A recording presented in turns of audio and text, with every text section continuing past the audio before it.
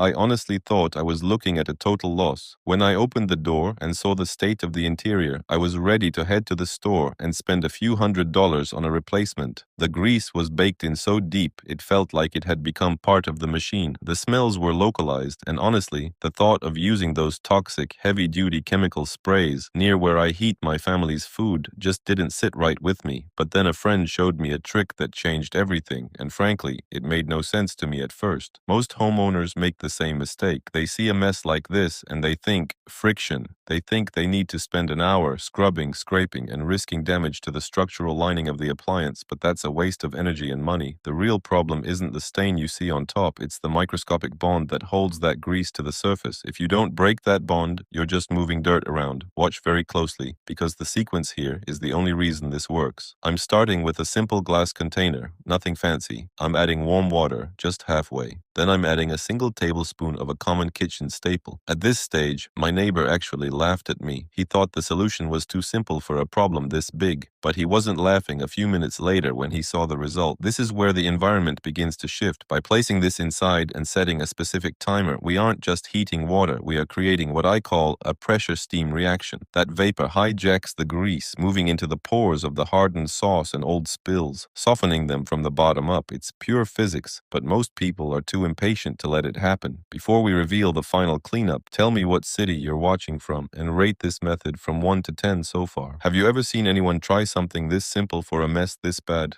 Now look at the condensation on the door. That is exactly what we want to see. The moisture has penetrated the buildup. The invisible film that traps those nasty odors is finally starting to dissolve. Notice how I'm not using any force. You shouldn't have to. If the reaction is right, the mess should have no choice but to let go. This works because the natural acidity of white vinegar, when turned into a hot mist, acts as a powerful solvent that breaks down organic proteins and fats without damaging the plastic or metal. Look at this. The stuck-on grime just slides off with a single paper towel. No scrubbing, no specialized tools, no toxic fumes. The vinegar did all the heavy lifting for me. My microwave looks like it just came off the showroom floor, and it cost me practically nothing.